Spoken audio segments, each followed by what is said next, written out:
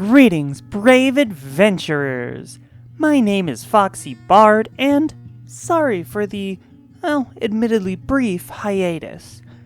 I got a little bit burnt out, and I needed to rethink and restructure how I make videos.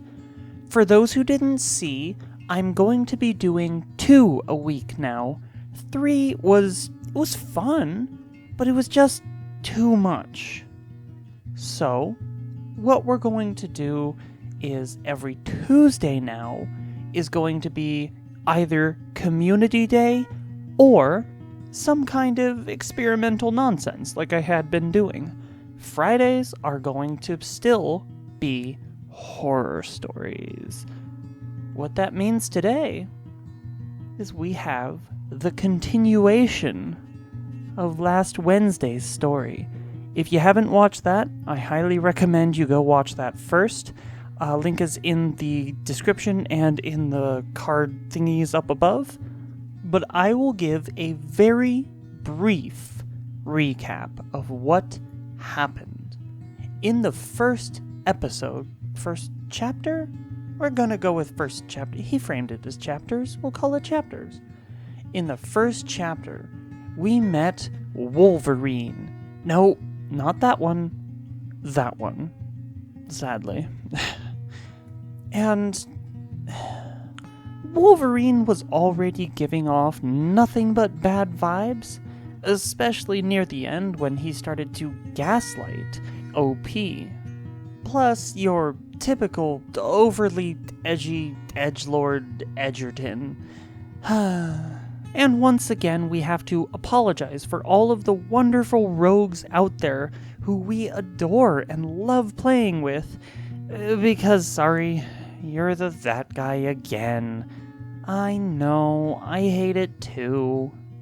I've also decided that the weird little goofy song parodies, while fun, they're not good. They're just not good. So we're gonna hold off on those, and maybe I'll give it another shot with a specific video just for that, if I feel like it.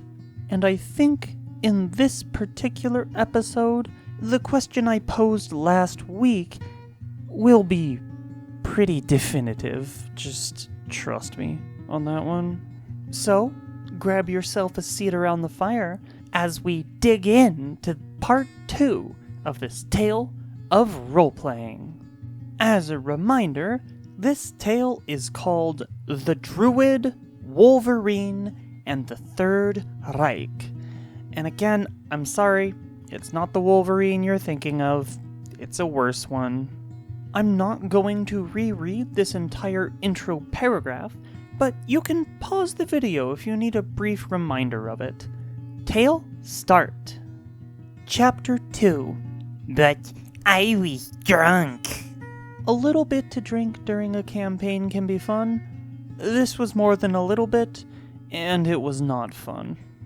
Later, there was a group trip planned between Druid, Wolverine, my spouse, another friend, and myself to go to a festival. So we had to put off D&D for a while. But while we were there, we were able to attend a live event where some comedians were playing a D&D one-shot, and we were having a great time enjoying it. But I did notice Druid being a bit odd, and they were mentioning a group that they had recently joined. It caught my attention because she had been messing with a badge she had on her bag, and it had gotten caught once on a chair. I helped her free it and asked her about it. Oh, it is from the group that I told you about, Druid beamed. They are an organization that helps to fight for men's rights. I was a bit puzzled by this. Men's rights? Yeah, like getting to see their kids in a divorce or being treated equally, she clarified. So this point is odd to me, honestly. A lot of MRAs stick on it, and it's utter nonsense. The reason that the majority of children go to the mothers is because the fathers don't even try to contend for custody. They just give it up, and it's assumed that the mother is the default caretaker. In cases where men do try to fight for custody, they win 60% of the time. So this whole point is utter nonsense and complete garbage. Continuing. Oh, okay. What's the name of the group? I might look them up. HBR, Druid smiled. I've already told them about our D&D game, and they have been watching. I gave them the Discord link too in our chat.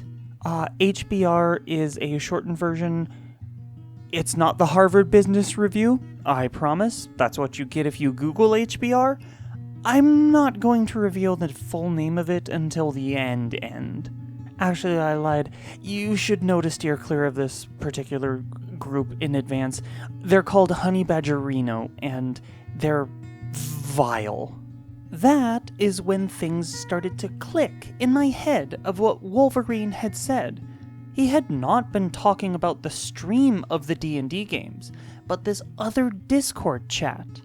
That was why I could not see or find them. They were happening elsewhere, in a group that I was not a part of. Part of me was relieved and a bit excited to know that others were watching and taking part in conversation about the games. I had forgotten to look up the organization that Drew had mentioned, but remembered the name. Time passed and the D&D group had solved the adventure, capturing the one responsible for the assassination, who I had changed a bit to be the aide of the man that had hired them to investigate in the first place. The group took both of them as prisoners, with Wolverine pushing that they both be punished for the crime. Not trusting the political power that their original benefactor had, the party took the two prisoners to another city-state, one that was created as part of the backstory of another character and home of their organization of Lycan Azamar Blood Hunters. Oh, I kinda dig that. They were monster hunters who had an organizational structure similar to The Witcher meets Jedi Order. During the travel, the aide escaped, but their benefactor failed to escape and was then made to stand trial. This part of the adventure was beyond what was written, things having taken a turn from the adventure over the course of things, and so everything going forward was homebrewed. Things were going great. Wolverine was not able to make part of the session, and we had expected that he would not be able to join since they were going to be at an office party. Them just not being there actually changed the party dynamic to the point that some players who were quiet spoke more and things went ahead smoothly. As the party was getting things set for the trial, that is when we all heard a noise on Druid's mic. It was Wolverine. He was back from his office party early and was drunk, and I had hoped that he would not join in. Instead, they logged in and joined in the session. Should have told him to go away. He's drunk. In hindsight, I should have called the session, but at the time, I thought that would be a bad idea, seeing as I had no idea what his temperament might be, and I also did not want to disappoint the other players who were all looking forward to the game. It was a mess. Granted, it was somewhat amusing. It was still a mess. Wolverine, in his drunken state, decided that the lawyer that the party had was not good enough, and started going on a rant as he represented himself and the party during the trial. This led to him confessing that the party had broken several laws, all to capture the person responsible for the assassination, and that the one who organized it all escaped. But they had the guy's boss, who they caught trying to find a way to cover up things before the party found out. Fellas, do you ever confess to all of your crimes while in a court of law in front of a judge? Wolverine was very proud of his argument and lawyer skills, but as he talked, I noticed a change. It was no longer Wolverine playing the character he created, but Wolverine himself in his drunken state, arguing the case. I could also hear the other players, each of them letting out small gasps at his comments or saying how their characters hide a bit as Wolverine confesses to crimes they committed. In the end, I had what any judge of a court of an order that held themselves to be lawful good would do to someone that openly confessed to crimes in a courtroom. It is the authority of this court that we find the accused guilty of the crime of conspiracy after the fact. I started playing the role of the judge.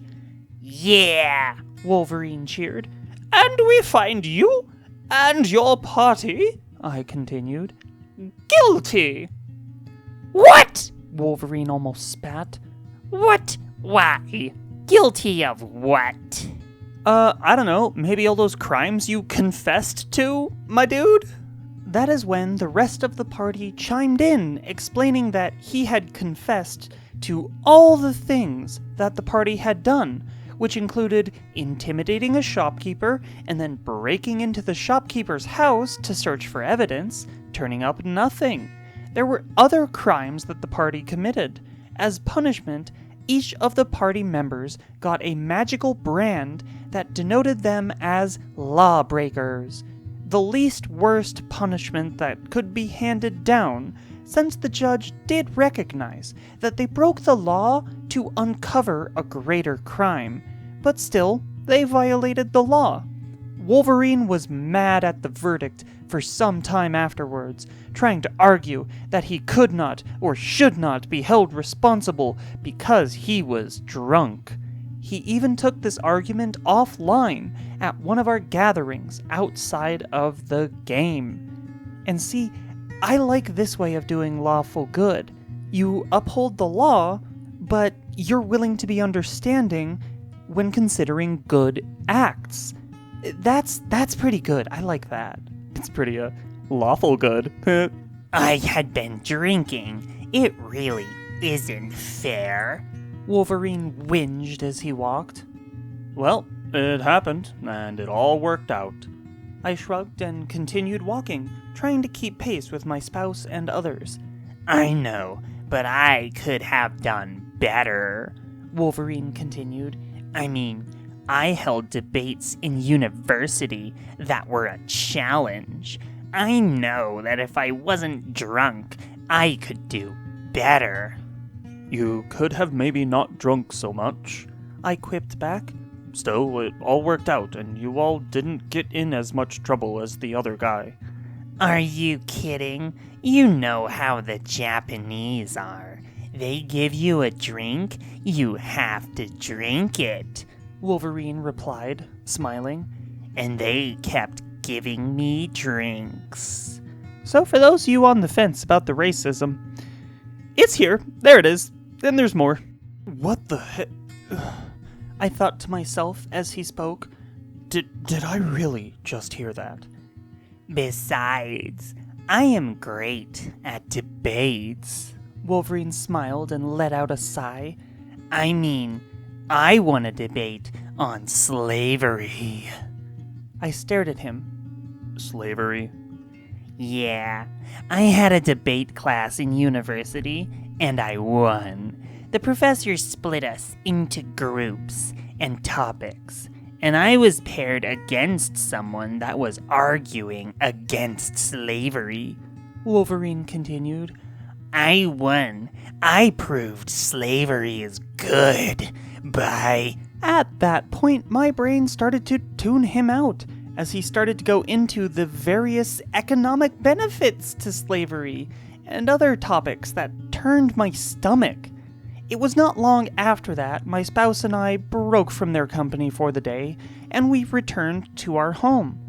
I was left wondering what the heck I was getting into, and maybe this guy is not right in the head. But it was a debate class, and you can't really pick topics once they were assigned to you. I pushed it to the back of my head, maybe it is just me being oversensitive on that subject. Tail end. Okay, if you were wondering where the racism starts to come in, congratulations. We found it. Yay for us.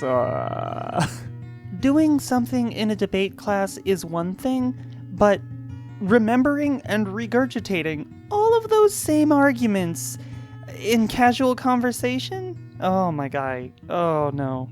This would have been the second point at which I would have just kicked it. Actually, I would have just kicked him for the drunkenness first. This would be the third time that I kicked him. Yeah, we're up to 3. Speaking of the drinking, I actually do like to sip on a drink over the course of a session. It's nice, it's good for an evening, and it's kind of relaxing. But that isn't to say that you should be hammered while trying to play D&D. That's a bad mix, because it's never gonna go well. Like, sure, D&D doesn't actually involve that much math compared to some other systems, but it's still a very bad idea. Plus, as we saw, there's no way that someone's going to be acting in character. As every alcohol commercial and bottle will tell you, please enjoy in moderation. And also because this is YouTube, I have to tell you, do not drink unless you're 21 years of age or older, unless you live in a country where the age of majority or the drinking age is lower than that. Just be legal. I have to say that. It's, yeah, you know how it be. And here's the thing. It gets worse. It continues to get worse. I personally feel like every chapter is worse than all of the ones before it. So I really hope you're, air quotes, looking forward to next week. Whew. So let's just call it here. Time to take care of the normal YouTube stuff. I walk a YouTube road, the only one that I have ever known. You should like my stuff because it makes me happy and I walk alone. Subscribe, ring the bell too. You know, my Billy Joe isn't that bad. Anyway, let me know your thoughts in the comments section down below. It is honestly really fun to watch you guys speculate about this one. Ooh, it's so fun. In addition, don't forget, you can join the FoxyBard Discord server. The link to that is in the video description. It's very active. I've even got a Minecraft server set up for it because, I don't know, I wanted to. And now it's time for my favorite part of the video. I get to shower my patrons with unending praise and adoration. These are all from patreon.com/FoxyBard.